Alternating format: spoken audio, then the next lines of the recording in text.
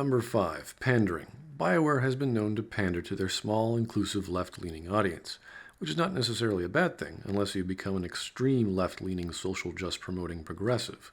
A bias from a political ideology probably isn't the mental conditioning you want when you're attempting to write a good story or create a good product. Previous Bioware games have had heterosexual characters who became bisexual with no explanation. After all this time. Token homosexuals exist just because. All sorts of political and social ideologies like sexual identity are thrown into narratives that add absolutely nothing aside from broken lore. In Kunadar, Krem would be an Akunatlak. That's what we call someone born one gender but living like another. And Kunari don't treat those Akun people any differently than a real man. I don't understand. You look like a woman. You are a Grey Warden. So it follows that you can't be a woman. So you understand my confusion, then. Women are priests, artisans, shopkeepers, or farmers. They don't fight. Why would women ever wish to be men? That makes no sense. Do they also wish to live on the moon? That's as attainable. Whoever this guy is for, pandering to anime fans, pandering to 3D anime fans, and gameplay and side missions that have nothing to do with the main story, main character development, or don't provide a better experience are found throughout Bioware titles. Regardless of one's opinion or outlook towards social issues or understanding of writing and storytelling, the effect of pandering can be summarized as this: quantity over quality. Stretching a narrative so thin to include everyone creates a sort of lame pastiche. Everyone can appreciate it, but there's very little substance. For example, pandering to potential gamers to purchase a game over a multiplayer component over a product whose focus should be story. Having an unnecessary number of mindless romance options that add no substance to anything like riding the bull, regardless of your character's gender or species. A little slower, and a lot harder.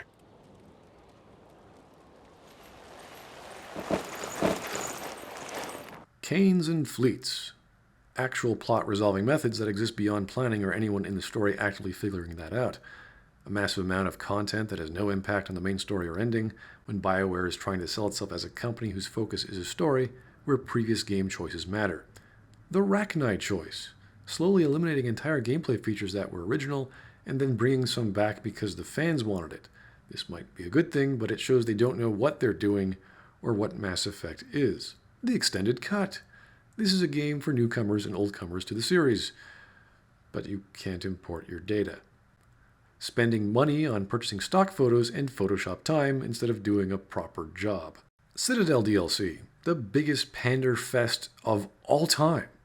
Auto dialogue, because we can't be bothered to make proper choices or providing proper dialogue or even the illusion of choice. Let's just get to the next dialogue option and streamline entire conversations. More DLC that adds a literal hover tank with jump mechanics. And this continues on in Mass Effect 4. In a recent Game Informer article, Andromeda has a list of varying romance types, because that's really important when trying to find a new habitat for 4 species while fighting off aliens and discovering hidden alien vaults. This isn't Space Breeder 4 colonization marines. I really don't think that's, well, that could be interesting in a different genre, but luckily the rest of the internet knows that audience. Number 4, marketing. The pre-order scheme. Already there's controversy over the various pre-order packages of Mass Effect Andromeda. Never mind that pre-orders for popular games this year have been exceedingly low, probably due to the hype and backlash over No Man's Sky. Pre-orders and sales have been dismal for Dishonored 2, Titanfall 2, COD Infinite Warfare, and Watch Dogs 2.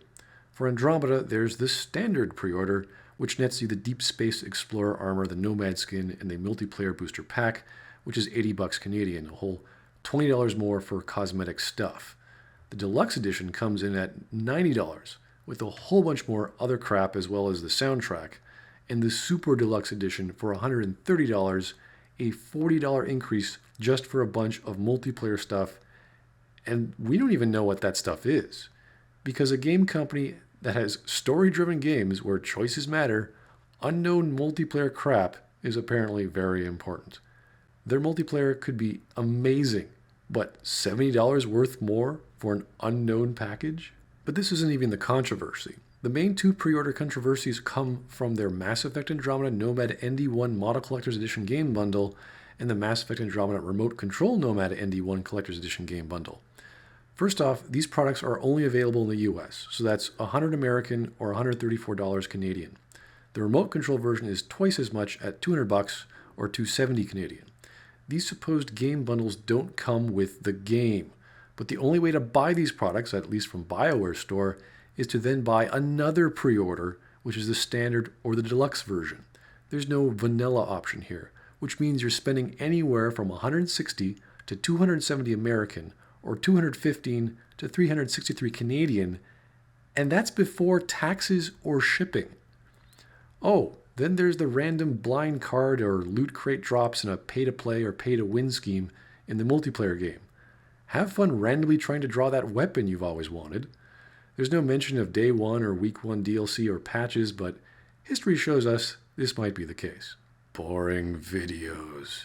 The only people who got hyped over N7 Day are the fanboys. The actual reveal trailer was very lame. There are trees and alien vaults. Okay, what does that have to do with colonizing Andromeda? The Andromeda initiative on the Moon Deck video at least had some substance. If you could suspend your disbelief that the Mass Effect universe can suddenly have near-perfect holodeck presentations on the moon. Because going to the moon is cool. Heck, Star Trek could never even do that. Thank you, citizen, for joining the Andromeda initiative. I brought you to the moon to tell you that with a PowerPoint presentation. I've never figured out how attachments on emails work yet. Number 3, horrible work culture. The website Glassdoor allows existing or leaving workers of a company to leave a review. Bioware currently has a rating of 3.2. These are 2 of its reviews from people who have been there for more than 5 years. The rest of the company is a bloated, ineffective organization plagued by immature behaviors and a lack of big-picture thinking. Personal agendas run wild, with the kind of backstabbing you'd expect from an all-girls high school. People who try to assess, address, improve the situation are signaled out and persecuted, and their turnover is high, almost all of them moving on to better companies. My departure from the company was one of the most unprofessional and inhuman experiences I've had. I am shocked to see the gap between what they profess as values and how they conduct themselves in person. Here are some brief comments from a larger post. Bioware Edmonton and Montreal symbiosis is broken. There's lots of conflicts and bro culture. We've lost over 13 leads from game design to senior core. Putting people on performance improvement programs is the new tactic to get rid of them. This is called throwing people under the bus. Renaming crunch to finaling mode, where the company pays for your lunch but you only have 30 minutes to eat, which was lasting for over 2 months and was a real catastrophe. Retaliation and harassment is sadly a reality. If you talk and ask questions, you'll be tagged as a troublemaker and end up in a bad position. HR won't help you out. They will deny the current harassment from Montreal management by ignoring and not documenting the facts. In other words, if you leave, don't talk, just let it go. Many benefits got cut due to too much time extension to get the game done. There's many reviews like this. Even the positive reviews have some pretty nasty things in the cons section, but you can check out the link in the description. Who saw this sort of behavior or work culture coming? Is this really the type of company you want to help support? Which brings us to number 2, the people you'd be supporting. Here's a list of some of the people working at Bioware and their ideologies. Manveer Air, a game designer who has been openly anti-white. He's even stated that he's supported by General Manager of Bioware Aaron Flynn and the studio director Yannick Roy. There have been multiple videos and articles on this person's hatred of white people. This alone would be enough to steer people away from any product, but wait, you haven't met the rest. Sam Maggs, a writer, is a feminist who's famous for having a TV news piece on modders creating a virtual rape in GTA 5 multiplayer. She was previously an associate editor for The Mary Sue, an online feminist news source. I wonder how she got this job. Cameron Lee, Bioware's lead producer, who wants his followers to save the galaxy from Donald Trump. Thank you, Canada. N.K. Jemisin, an award-winning novelist who appears to be not only a feminist, but a racist and anti-gamer gatist, which seems to be par for the course, I guess, who was supposed to be the first of 4 writers to write books leading up to the launch of Andromeda. Hers was Mass Effect Initiation, which was supposed to be published in August of 2016. Hey Bioware, how's that Mass Effect Deception rewrite coming? The Weeks duo, husband and wife Patrick and Karen, won't stop tweeting and promoting anything feminist, leftist, or anti-right-winged. It's about all they do on Twitter. And finally, there's Mac Walters, the previous writer of Mass Effect 2 and Mass Effect 3, and its ending. He replaced the creative director of Mass Effect 3, Casey Hudson, in Mass Effect Andromeda. Yes, Mac Walters is in charge. While Manveer is probably more than enough for the average person, they put the guy who wrote Mass Effect 3 in charge of Mass Effect Andromeda. Don't you feel like everything is going well in his great hands? Who you're not supporting is Chris Schlurf, the lead writer of Mass Effect Andromeda, who left earlier this year. Not exactly the best sign on a project still in development to lose your lead writer. Which brings us to our final point, number 1, Mass Effect 3. If we were to look at the potential quality of a company's future product within a franchise, we simply look to its previous offering.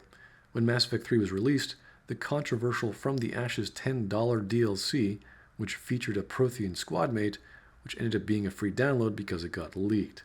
Compare that to Mass Effect 2's free Zaid DLC or Kasumi DLC, which was $7. The Protheans are pretty integral to the story and entire setting of the galaxy, but Bioware just thought it might be a good option to throw one in there and make some extra cash. The introduction of the story, which makes almost no sense and has people starting the game going, what the hell just happened? Because the writers simply don't know how to properly connect stories using something called continuity or time skips or recaps. They will, however, create a mind-numbing, contradictory, lore-destroying anime movie to explain a new character's backstory because they can't do that in this story. The infamous cookie-cutter contrived endings of multiple Deus Ex Machina palette swaps that magically destroy the entire lore, player choice, and galaxy of the entire Mass Effect universe. Bravo, Bioware, for having the worst ending in the history of storytelling. In the entire history of fiction, there have been no endings worse than this. It was truly remarkable. Fans were so distraught they started writing petitions, creating group videos of them crying, posting on forums, sending colored cupcakes to Bioware. Then finally some created their own mods to make the ending better by simply deleting scenes. Worse still, they even invented their own headcanon so they could collectively disbelieve their buyer's remorse in a ridiculous conspiracy theory of groupthink resulting from the 5 stages of grief, which continues to this day. The first time beating the game nets you a wonderful screen to simply purchase more DLC because you're a legend.